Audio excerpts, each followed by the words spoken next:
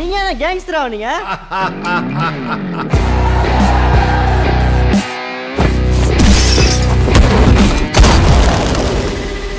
யாரா அந்த கபாலி? வர சொல்ற அவன.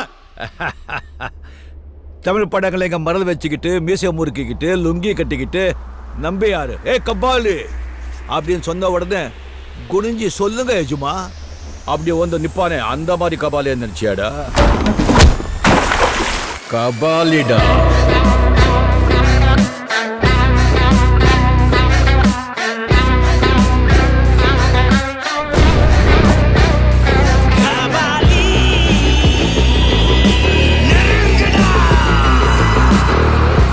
மகிழ்ச்சி.